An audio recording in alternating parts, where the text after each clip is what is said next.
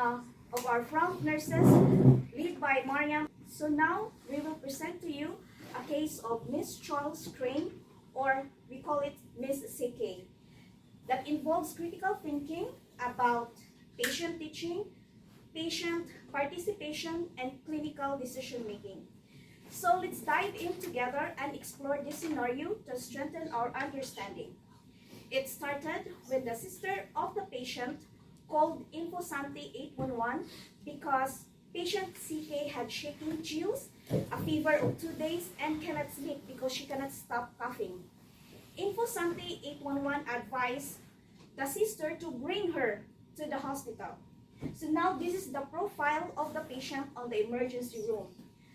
CK years old, and she was diagnosed of community-acquired pneumonia, and her presented symptoms include fever, cough with sputum, dyspnea, and anxiety. Her past medical history include coronary artery disease. She had MI twice and type 2 diabetes. She has a total of 7 medications, including 3 new medications. She is currently moved to internal medical unit, and after 4 days, she tells the nurse that she's very anxious of having pneumonia and she just wants to breathe easily and go home. CK has a sister who is proactive in her care. She knows her medication and condition, but the patient is very dependent to her sister. CK is not proactive on self-education about her condition and medication and relies everything to her sister. The clinical implication of this case involves patient teachings, including recognizing early pneumonia symptoms and its management, and also medication teach back. So before Guy and Jess will present our 3 chosen priority teaching goals, I will give you a short information and statistics of community-acquired pneumonia, specifically in Montreal, Quebec.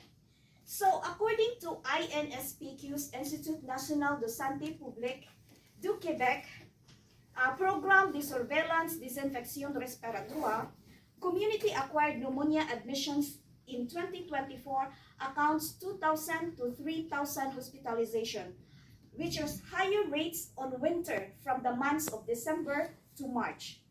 10 to 15% of which are admitted to the intensive care unit, and the most age group more than 60 years old, in which our patient CK belongs.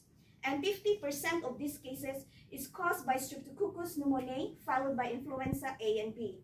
In Montreal, it was found out that low-income neighborhoods like Hochelaga and St. Michael have higher hospitalization rates of community-acquired pneumonia. Low communities remain disproportionately affected due to socio-economic barriers. Yes, community-acquired pneumonia is preventable with better living condition, and healthcare access are critical to reducing community-acquired pneumonia burden. So to continue, without further ado, let's listen to Guy to present the first 2 priority learning goals and its rationale, followed by Jeff. Okay, so we will continue with the learning need. The first need is the use of the pathways. So as you can see, this patient was presented as a patient who is affected in terms of respiration. The doctor saw he was admitted for pneumonia, but the doctor judged well to prescribe Harfers and also a spirometry incentive, maybe because he had underlying condition that needs those medication. So the pathways that are going to be taught is the Ventolin and Atrovent.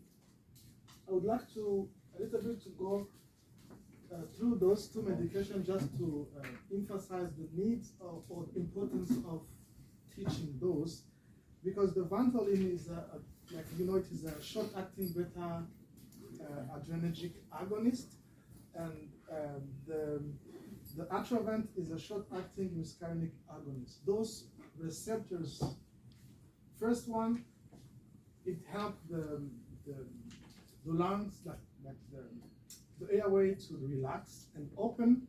The other one, the second one, which is Atrovent, it blocks the constriction of the airway. So by using them two, the doctor wants to, how can I say, to use it in combination in order to maximize the opening of the airway. So why is it important to teach the patient the correct technique? It's because those medication act in receptors that are located in the lungs. Meaning the medication has to have to reach the lungs. Meaning the patient needs to know how to bring those medication in the lungs, not just in the throat, not just in the mouth. So that is the first. The intensive spirometry was maybe prescribed because the patient was a lower lung capacity, so it's helped the lungs to expand. It's like a workout for the lungs. The other one is anxiety management. Why? Because when a patient is having anxiety, it is going to worsen his dyspnea. It's also going to affect the treatment adherence. So as I've already explained, how are we going to reach this goal? We will demonstrate the correct use of the puffers with IO chamber during 2 sessions before the discharge. And also we we expect the patient to verbalize 2 side effects of Atrovent and Ventolin. In terms of incentive spirometry, we expect the patient to perform 10 breaths hourly using the spirometer within the 48 hours. And how to do it. Okay, so you're more visual, which is good, because today I brought you the inhaler that you're gonna take it from now on for your pneumonia. But first of all, do you know why the physician gave you this? No, you tell me. I tell you. Yes.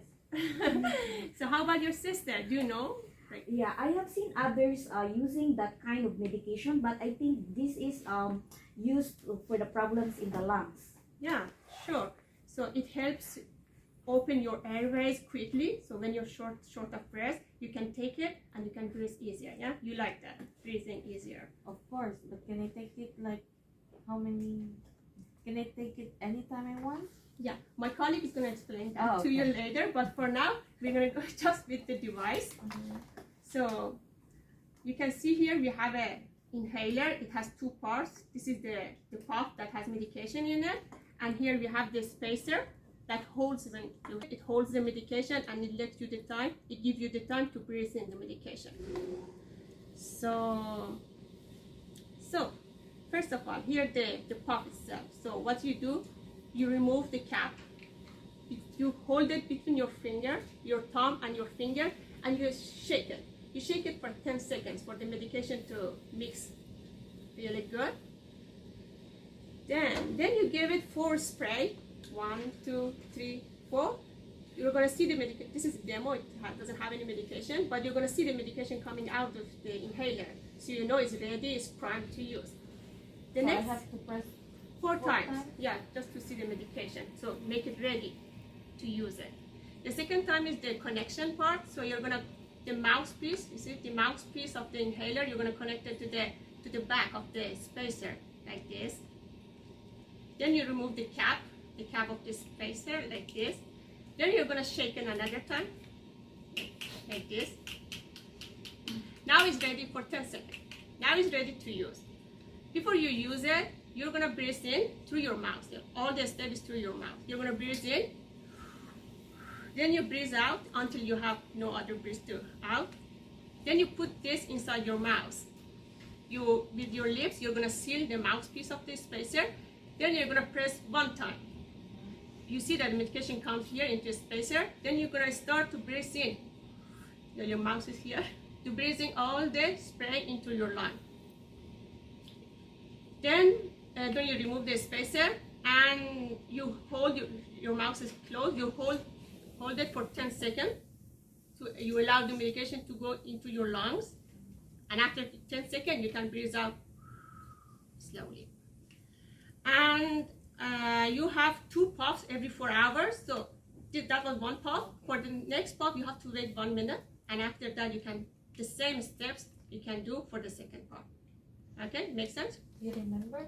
Two Yeah. puffs what? Yes, I will demonstrate it. So that I can remind it to you how to use your Yeah. puffer. You wanna try it now? So while I'm here, so I I can wanna- guide you through. I want to make sure that my sister knows how to use it. So if I forget, Yes. Sure. Yes, So you sure. wanna try it? Yeah, Yes. no problem. So first we have to remove the cap, this one, and then you shake it like 4 times until the medication is mixed You thoroughly. shake it for 10 seconds. 10 Yeah. seconds, Yeah. and then you connect this one to the Before that, stump. if you spray it, so you You, make it. I'm gonna 4 times. spray so that I'll make sure that there's medication Yeah. here, Yeah. and then I'm gonna connect this one to the spacer. Okay. So I'll make sure that there are medication coming out from the puffer. So I'm gonna. Oh no, you don't need. You No, just don't need. yeah, you just shake it like I'm this gonna another shake it. time. Yeah. Shake it on another time, and then put this on the. Before that, you take a breath. Breath. Just breathe in, breathe Breathe out. out, and then You put that inside into the mouth. and then you use your mouth in breathing in, not your nose, and then one puff, and then you breathe out, and this one puff should be at least 1 minute per puff, right? No, not exactly like that. Not- But then okay, then this is in you. Like you breathe in, you breathe out, then you put this in your mouth, you press it. and Now you 10 seconds. start to breathing all the medication here. It goes through your lungs. Then you remove that. You keep your mouth closed. Second, that's it. I And think- then you breathe out. Okay, I think I understand it better than my sister. Okay. You don't need your sister. What you want different? Yeah. You want to I'll- try it? Yes, I'll try. Maybe my sister, if my sister forgets, then I know.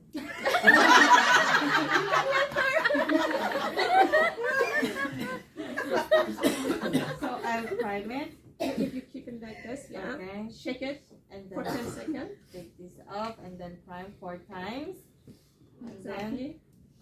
You do the Connect. connection. I'll connect and then shake it again. Great. And then do my breathing out and breathing in. And then out. Breathe out. And then until there's no air. And then do my one puff and do a 10 seconds. You breathing breathe in, Yes. then you remove that. Okay. Mouth closed. Keep it for 10 seconds. Okay. You think you're better now? Yes. And my sister Yes. too. She knows already. So yeah, that's it. And at home, I have here printed out paper. So all the steps that we went through it. So you have it. You can use it to your medication whenever you want to use it. So you have it. All the steps that we went through it together is all there. There's nothing written in it. It's all pictures. So easy to use. Huh? How do you feel about it? It's good. Thank Yeah. you. Okay. I think it's for my part. Now my colleague is gonna. Hi Continue. Charles and hi Mrs. Crane. And thank you for your both for joining me today. And before you go home, I want to make sure you feel comfortable and confident about the new medication.